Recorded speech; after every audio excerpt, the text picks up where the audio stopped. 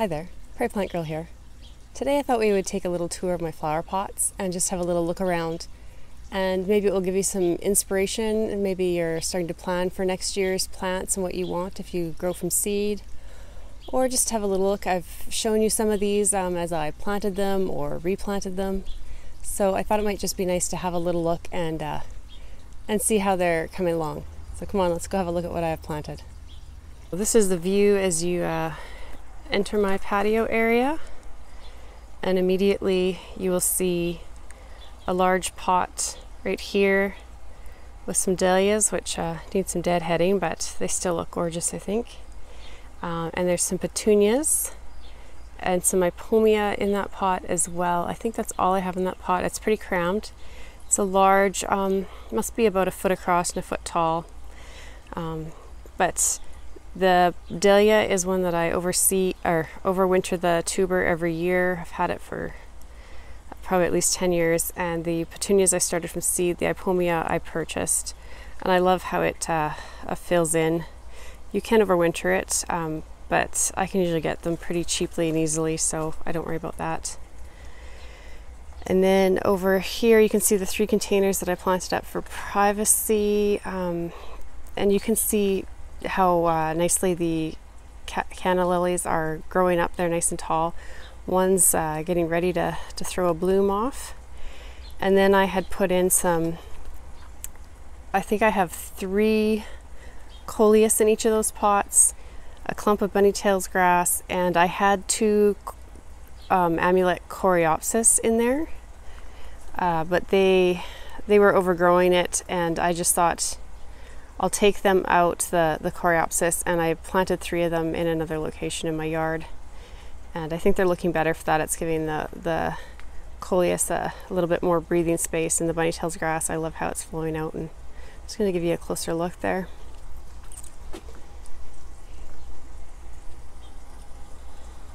There's the flower stalk just starting to get thrown up. The other 2 are a little bit further behind. I think they're getting a little bit more shade. There's an ash tree right to the right, and you can see the shade they're getting in the morning there as it moves over. So I think they're just getting a bit more shade. I should maybe rotate the planters a bit. And there's the coleus is really growing up there. Gotten big. These need watering. There's a lot of plants in here, and these are just barely 12 by 12 inch pots here. And here's the coreopsis, and I'm loving the way it looks. I need to go through and deadhead these ones, but I'm loving this coreopsis. The package said it was a perennial. They were free seed that I received, so I'm hoping that they are perennial, and the ones that I've planted in the ground will come back. These I'll pop out and put out in the landscape just in case. And here's the bunnytails grass, and these really are fantastic. I've never tried them until this year. They're absolutely amazing. They're so soft, and even the stems, like the leaves are like velvet. And this is one that's starting to go to seed. I've been coming along and deadheading these out every once in a while just to try and keep the seed spread to a minimum here. But I love how they're growing together and looking like just one big planting there. At the back of the patio, I have the planter box that I built last year, and this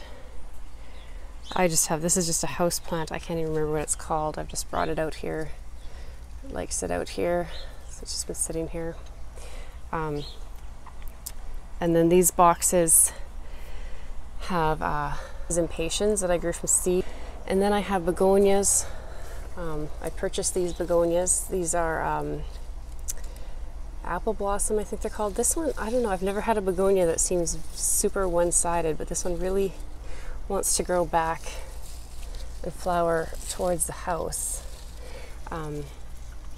But the other one on the other box is flowering all around and looking gorgeous. The impatiens are starting to take it over, so I might come in and just trim these. You can see this one of the flowers come up, and I can come down and just trim it down to this point where there's new leaves coming out, and it'll throw buds there and just shorten it up so I can continue to see those beautiful begonias. And then you might remember that these weren't filling in very well about a month ago, and so I had popped some extra coleus cuttings that I had, and if you look real hard you can see them on either side. So one just peeking out here, a couple over here, and there are some over here, but again this side gets a little bit more shade and they're harder to see, so those just haven't come up. It's a variety of coleus that's good in sun and shade, but once the impatiens took off they've just kind of taken over. But that's okay, that just gave those coleus somewhere to be anyways, so they were just taking up space in the greenhouse. I'm really happy with that. Now that those impatiens have filled in, it's looking just fabulous. I think we'll turn you back, but we'll just have a quick look this way. I have a pot of just a dahlia. It's just a tuber division off of the other one we looked at, and it's actually still just in the like nursery pot that I had stuck it in, and I've just put it in this basket and set on this bench just to get it out of the greenhouse.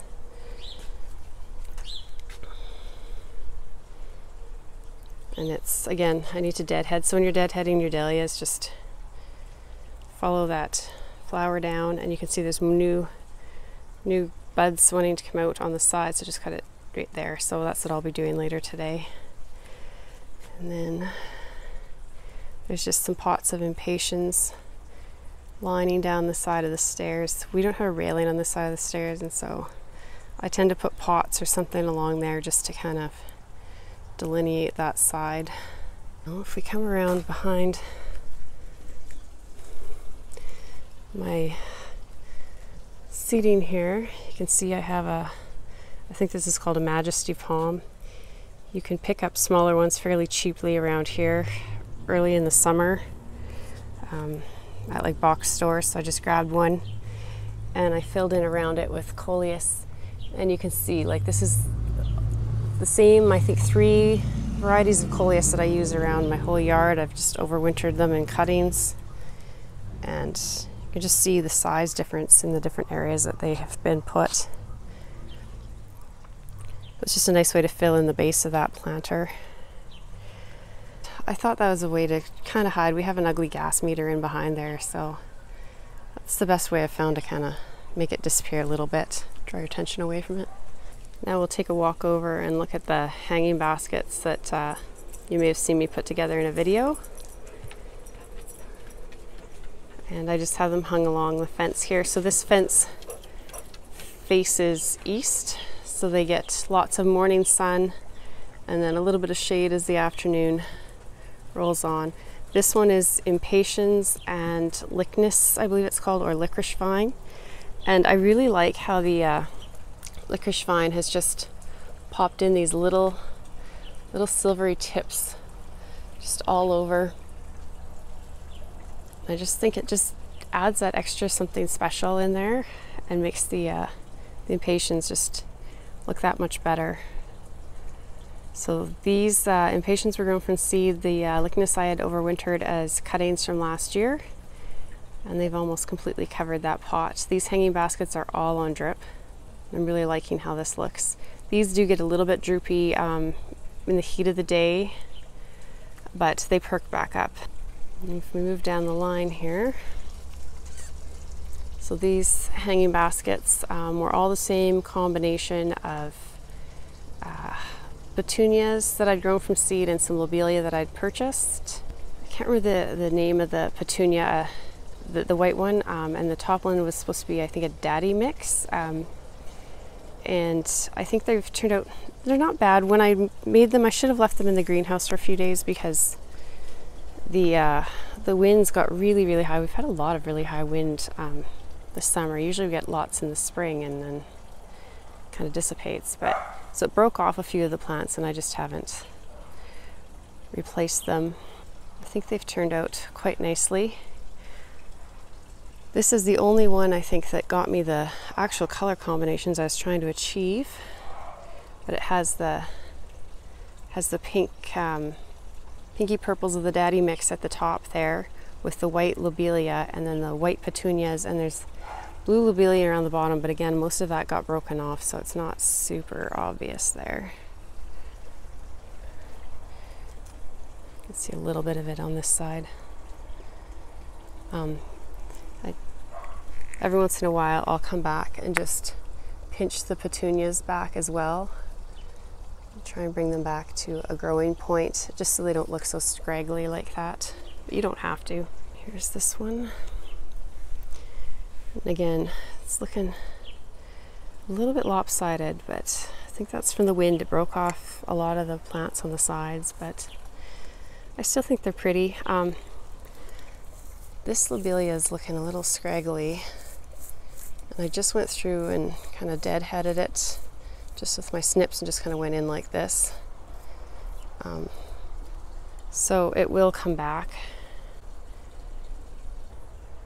I have 2 pots along the rocks dividing the grass from the pea gravel area, and they're planted up the seam. So you have canna lily and petunias. So the canna lily is a red one that I overwinter, and then the petunias, I'll have to double check the name. I grew those from seed. Again, I think they're looking really good. Oh yeah, and I forgot, there's some diamond frost euphorbia. You can see it in this pot here. Just poking out there, just gives that little bit of an extra glow to the pure red tulips. So I purchased the euphorbia. This pot was struggling a little bit. I think it was the mix that I had in it was a bit too heavy. I'd used some of my own compost, and I had some leaves and things at the bottom, and even though there's drainage holes in the bottom of this pot, I just don't think it was draining well. So I've actually pulled it apart and changed out the soil, and it's looking much better now. I'm loving these petunias. I'll put the name up. I can't remember it offhand, but I'll put the name up on the screen. I'll look it up because I grew those from seed. I'll have the seed package. And all the cannas and dahlias I got going a little bit late this year. I don't know, it's a little slow getting things out of storage and divided up, so they're a little bit behind, but I think the big strappy leaves of the canna are worth it, even if you don't get the blooms, and I'll get them. They'll just be late this year. I have some small pots of flowers on either side of the tomatoes that I have in the cherry tomatoes that I have in pots by the shed, and they have some calendula, some pansies in them, and they're really tiny little pots, like maybe 8 inches across, 8 inches tall. So they're doing pretty well here. They are not on drip. Those big blue pots I just showed you were not on drip either, so those are getting hand watered, and I kind of forget about these little pots sometimes. Come back up from the garden, the shed. I have a pot here, and there's a matching one on the other side of this treed area. Way down there. You can just barely see it poking up from behind the tree maybe. And this is a dahlia. I think this is Patches. It's one that I overwintered last year. And then there's some calabricoa and some superbena and some lobelia. This plot was also struggling, same thing, soil mix. So I've redone this one as well. And it's coming back. I don't know if it'll ever get really full. Dahlias, once they start to struggle, never quite recover. This one's doing amazingly well, actually, for what it was. So this one is planted exactly the same way as far as the plant combination. And it gets the morning sun under this ash tree, but it will change to afternoon sun. But you can see it's starting to get some buds, and it'll be going into bloom soon. So the plants just look healthier overall. On either side of those pots I have these ones, which I did a redo video, and these were part of that. And I can't remember what I had done exactly with them, but things did not survive. This pot just is not happy, but now I've got some ipomia going in it, and I actually pulled some osteospermum out of another pot that was not doing well, and this is a Torrenia that's just struggling along here, and some weeds. And that seems to be what this pot is going to have. The other one is looking better. I'll give you a look at it. So here's the other one with the begonias and the lobelia. Again, I threw this, I think it's an osteo, in there. And then the ipomea. So this one's looking much better. So the final pots in the backyard are along the path, walking along the patio. I have this nice metal pot here, and it has Zinfandel is what this kind of grassy foliage is. So it'll get nice big blooms on it, white and purple, very lovely scented. I don't know, kind of lily-like. And then there's some, I believe it's diamond frost euphorbia. It doesn't show up well against the rocks. Right there on the edge. And on the other side as well. And then there's a little bit of yellow calibrachoa in the front there. This pot was getting too much water at first and I didn't realize it. It does have a drain hole on the bottom, but just one. And so it wasn't draining real well with the heavier soil I used this year. So I've moved it and I'm just only watering this like, I don't know, once a week maybe, if that, and just very little, and that seems to have made a huge difference with it. But I don't want to drill any more holes in the bottom. Then I have my hanging baskets. And they're a little wild this year, but I have snapdragons, which are still going strong. This planter faces north. It gets morning sun on that. It faces north. And I've grown everything, I think, in here from seed, except there's some heliotrope in some of these. I love these. They smell so pretty. But there's snapdragons. There's sweet peas that are just kind of wildly doing their thing and need some deadheading. I think this one is called April in Paris, this sweet pea. And then there's some Asti white osteospermum. Very pretty. And a little bit of lobelia tucked in here, but really wasn't necessary. This one, they all pretty much have the same thing.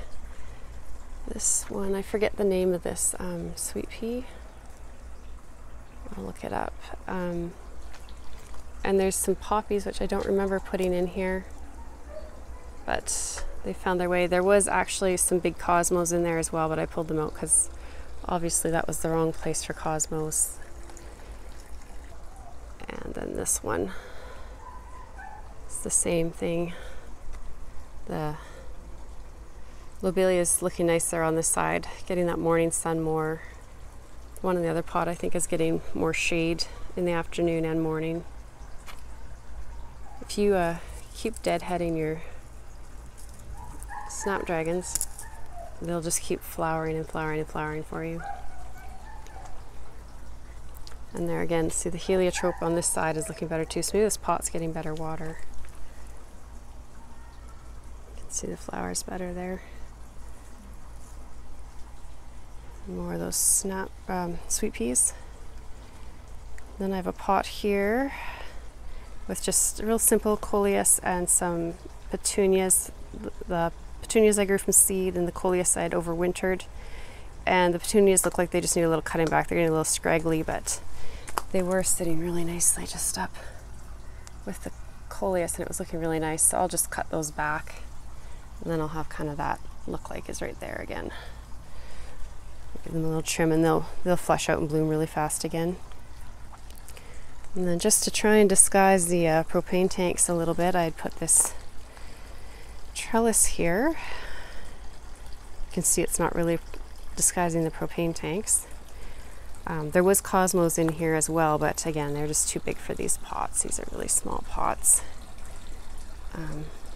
Just some osteospermum and some sweet peas. Sweet peas here are maybe just getting a little bit more shade than they want.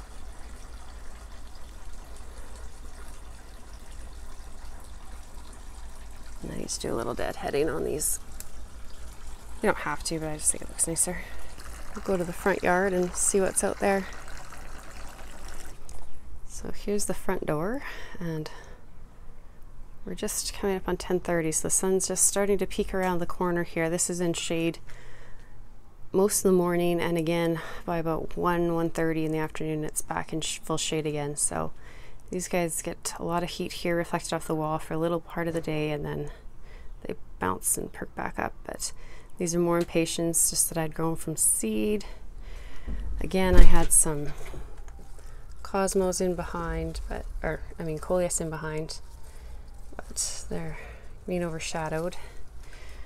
And again, just this is a apple blossom begonia that I overwintered the rhizome or tuber, I guess.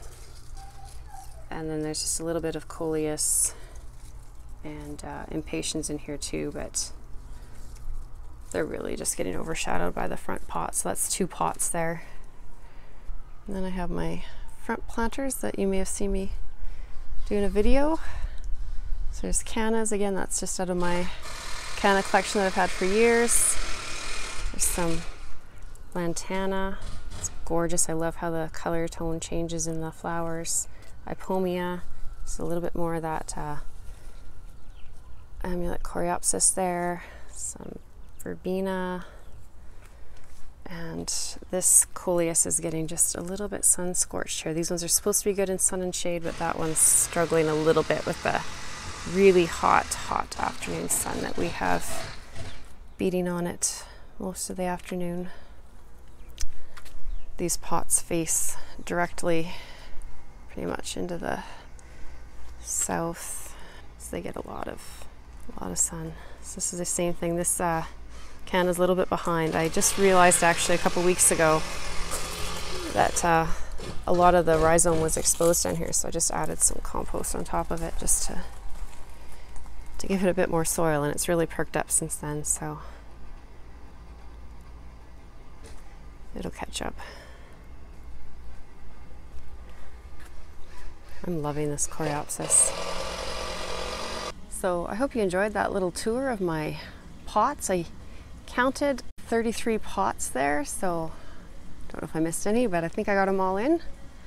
So I hope you enjoyed that little tour and seeing what I've growing and the combinations I have put together this year. And let me know down in the comments down below what's your favorite combination or planter that you saw here. I would say probably mine is the hanging baskets on the deck there, but I'm really enjoying most of my planters this year.